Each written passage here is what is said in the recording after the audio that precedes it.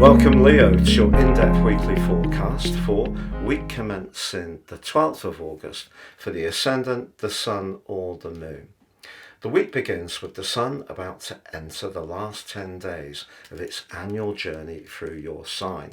So that's a brilliant opportunity to keep pushing forwards with showcasing what makes you individual but also special.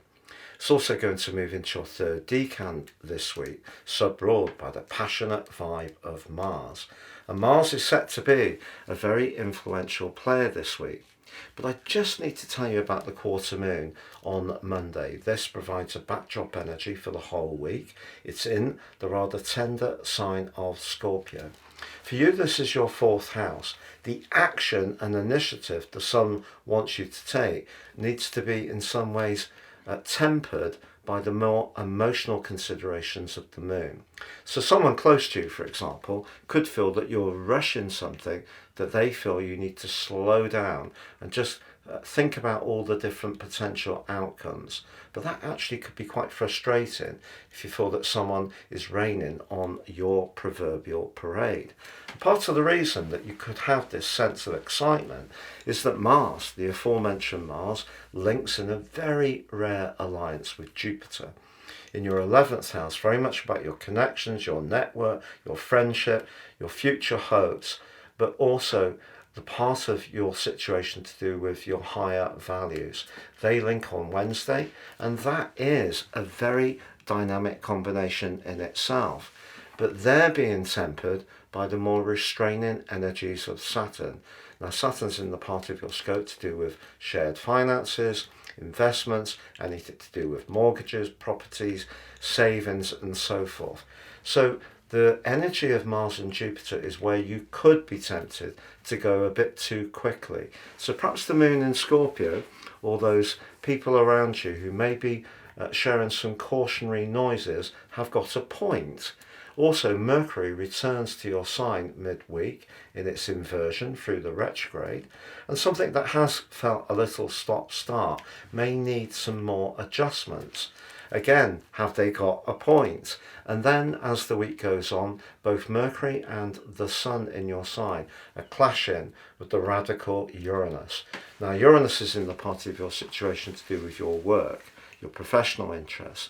If there is something there that's cramping your style, that could be something that you really start to feel rather resentful about.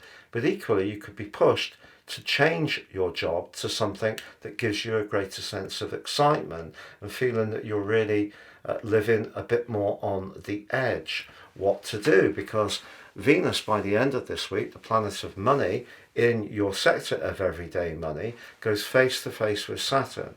So really that quarter moon at the start of the week, and anyone who may be feeding into your situation those cautionary notes, actually could have a point. Because this is a week where you need to be aware of unintended consequences. Because the combination of Mars and Jupiter is so brilliant, if you had nothing but that going on, I think you'd be doing a lot of socializing.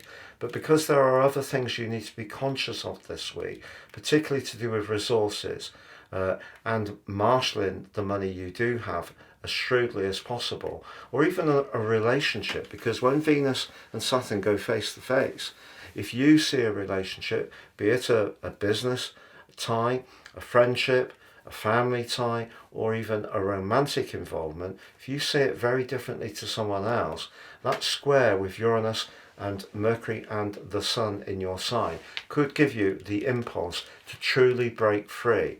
But I don't feel that this is a week when you should rush anything, but certainly use the energy of Mars and Jupiter to network the best you can, build up the communication and conversations with people, and just watch what your options can be as the week goes on. Have a great week, Leo.